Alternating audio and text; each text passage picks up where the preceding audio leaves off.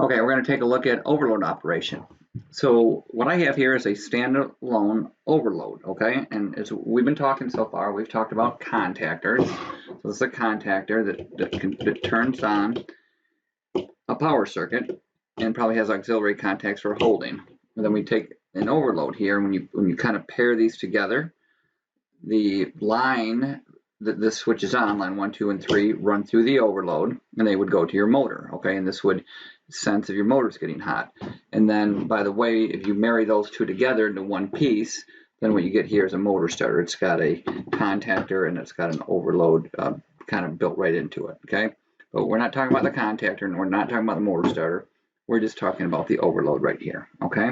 So what the overload is it's got a reset here and a tripped. Okay, so this one I can just pull it up like this and I can trip it and this will reset it.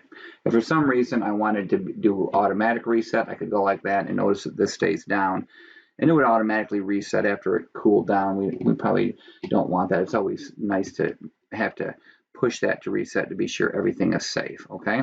So at this point, this should be reset. So I'm going to bring my multimeter in here, okay? And what I'm going to do is I'm going to set the continuity, and the first thing I'm going to do is I'm going to focus on the, I got continuity there, I'm going to focus on the power circuit. So there's line 1, line 2, and line 3. That would be the power that's coming in that got switched through my contactor 1, 2, and 3. That's high voltage there. And then I've got T1, T2, and T3 over here. These are the items that then go to the motor, all right? So if I were to touch line 1 here to T1, I'm going to get a good contact here. Hang on. There I got tone, okay, because it's true, okay? And then if I come and I touch here and here, this, I get a good contact, that's true. And if I touch this one here, it's going to be true as well, okay? Because these just conduct electricity straight through here, line 1, line 2, and line 3, all right? But if for some reason those lines are drawing too much current, okay, then they'll start getting hot, all right? And there's a little sensor in here that we'll talk about that later of what will happen when that gets too hot. So this one right here is set, has a 0.8 to 1.2. So this just turns right here to set whatever amps that I want between 1.2 and 0.8. So that's the size of this overload. It's a pretty small one. But if for some reason this was set to 1 and I was pulling, 1.2, 1.3 amps, this would slowly start to heat up, okay? And what would happen?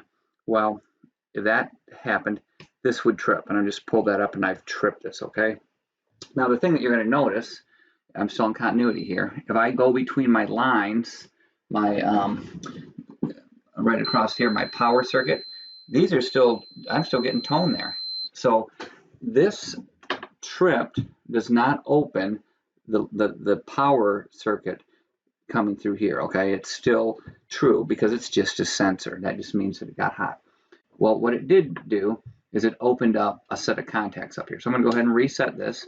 And the contacts that we use a lot that are to open up the control circuit are these normally closed right here. So if I come here and touch these, I got tone, all right? Those are toning right there when I touch these right here. Let's see if I can get in there a little bit better with these. I got tone. But now if I trip this, it's no longer toning. The tone is off.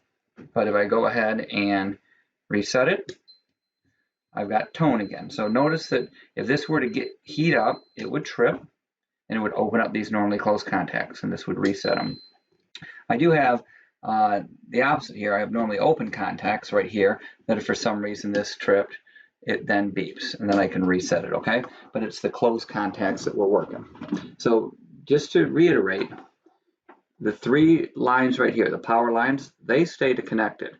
When this heats up, these do not open. They stay connected because they're just there to sense heat.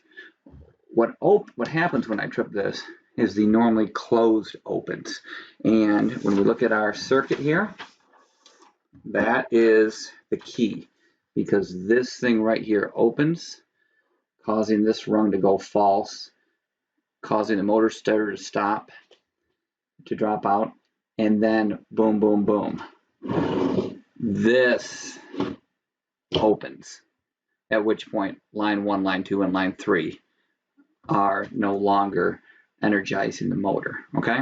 So just remember this overload right here, these heaters, and this contact right here, these items here are all part of this same heater overload right here, and that is key to shutting down the control circuit in an overheat situation.